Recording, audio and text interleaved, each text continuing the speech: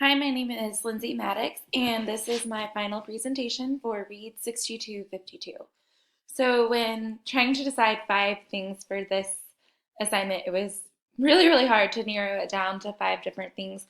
So, these are 5 of my favorite things that I have used in my classroom or that have inspired me or that I just generally really liked over this semester, and they are in no particular order as to how I liked them. I could not narrow it down to that. So the first one that I wanted to go over was for Module 2, Teacher as a Student, and this was the suggestion to record comments or suggestions on sticky notes. So I have already used this strategy in my classroom, um, not only for writing, actually for other subjects as well. And my students are able to see my advice, or sometimes I'll leave them questions in specific locations, but it's not demeaning or taking away from the value of their work. And it's letting them still know that they're in charge of their writing or of their work. I just simply have a little suggestion or a question about their piece that they can take into consideration, and then they can choose to use my suggestion or my question to help them, or they can peel it right off and toss it away. A lot of my students have really enjoyed this, and they actually leave the sticky notes on. You can see the example below for one of my students. I had put them on some different pieces of her writing, and she left them on there. It was a sense of pride that, her teacher had looked at it. But this is a great strategy. I've used it in math. I'll give a little suggestion instead of correcting their paper, then it gives them a chance to go back and see what is wrong. I have also used it in written comprehension, where I will just add one more little question on there, and then they can go back and add some more detail to it. So that was the first thing. The second thing was from Module 2 as well. And this was the Examine Why We Write activity. I really enjoyed this for 2 reasons. As someone who did not typically see myself as a writer, this exercise helped me to see that I actually do write every day, and it was very eye-opening. So before this class, I would not have considered myself a writer. I can write just enough to get by in school or in teaching or in class, but this has shown me that I really do write all the time for different purposes, for different audiences, and I have different styles and different crafts for each thing that I use to write. And the other way that I liked this is it helped me as a teacher to see the importance of writing and how much my students will actually use it in their everyday lives, kind of from here on out. So a lot of times we are definitely preparing our students for the future, but this is a skill just like reading that cannot be just kind of overlooked. Students are going to be using this for the most simplest things in their day-to-day life, and this helps not only me as an educator, but my students as well to see why they need to write. And that's all that we need to give our students is a purpose, because once they know why they're doing something, they're so much more apt to do it. The third thing that I selected was from the Establishing Beliefs section, and it was this John Mill quote. So the quote was, "One person with a belief is equal to a force of 99 who have only interest." And I even wrote this over here in my day book and kind of highlighted it out. It just really spoke to me for 2 reasons.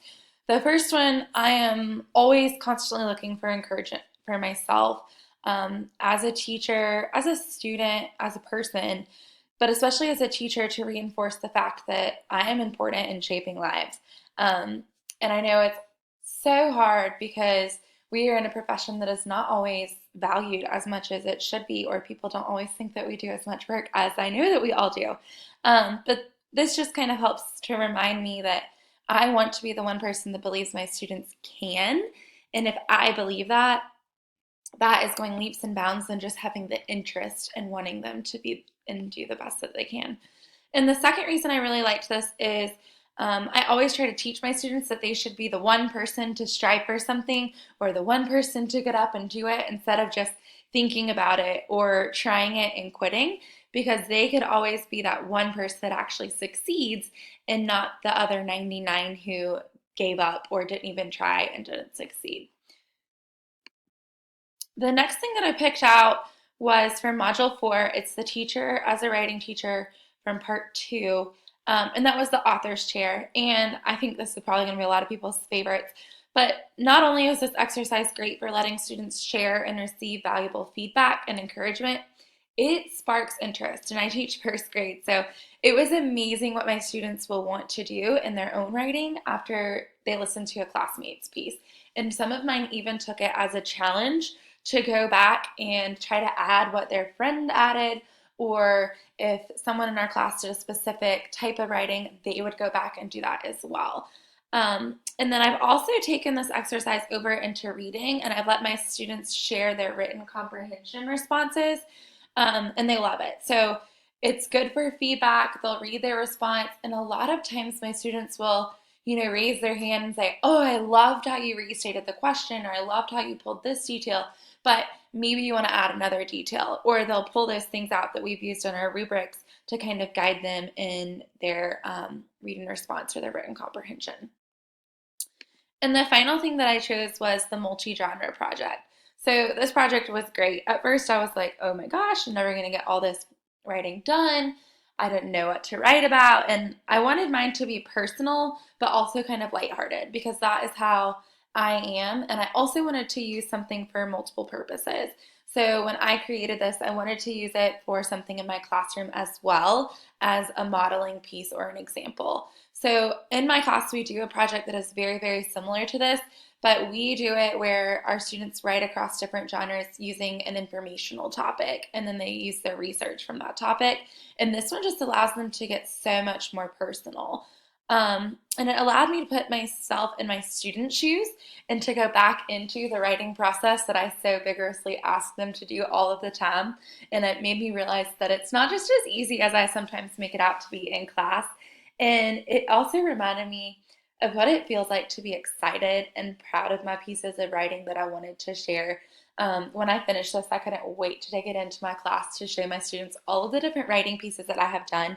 And they wanted me to read it right then, but we've talked about how I'm going to pull a piece out for each writing unit that we do, and that'll be my modeling piece that I use for them. So I have thoroughly enjoyed getting to know you all, and I have definitely thoroughly enjoyed this class and can't wait to see what other things I take into my own classroom.